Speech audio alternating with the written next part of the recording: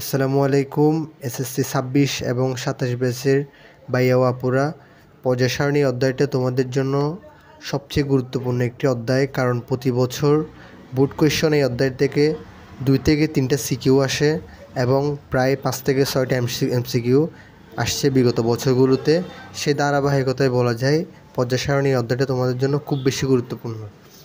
এবং পর্যায় সারণী অধ্যায়টা যখন আমরা শুরু করি তখন আমরা দেখতে পাই পুরো 118টি মৌলের একটি চার্ট, কিন্তু 118টি মৌল আমাদের অনেকের পক্ষে মুখস্থ করা কিংবা মনে রাখাটা পসিবল হয় না। তবে তুমি যদি এই অধ্যায়ের সবগুলো সিকিউ এমসিকিউ অ্যানালাইসিস করো তাহলে দেখবা ঘুরে ফিরে এই 30টা মৌল থেকেই কোয়েশ্চেন আসছে। তবে আমরা কিন্তু একটা ট্রিক্স খাটাইতে পারি এই অধ্যায়ের সিকিউ এমসিকিউর ক্ষেত্রে।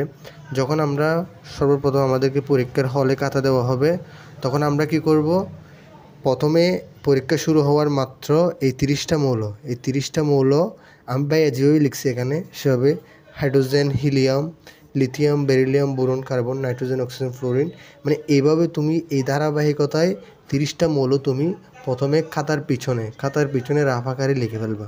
তুমি যখন পরীক্ষা শুরু হওয়া মাত্র সর্বোচ্চ তোমার ধরো 1 মিনিট খরচ হবে, এই 1 মিনিটের মধ্যে তুমি যখন এই 30টা মৌল সুন্দর মতো যখন খাতার পিছনে লিখে ফেলবা, তুমি দেখবা যে এই অধ্যায় থেকে আসা 2 থেকে 3টা সিকিউ, 5 থেকে 7টা এমসিকিউ, এগুলো আনসার করা তোমার জন্য কোনো ব্যাপারই না।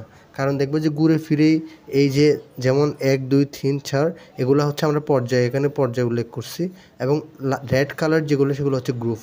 এই পর্যায় এবং গ্রুপ দিয়ে দেখবে যে তোমার সবগুলো প্যাচ দিচ্ছে কোয়েশনের মধ্যে, এবং পর্যায় এবং গ্রুপের এই প্যাচটা যদি তুমি একবার ধরতে পারো, তুমি যদি হিসাব করো মুখে মুখে, তাহলে তোমার অনেক টাইম লাগবে, অনেক টাইম খরচ হবে।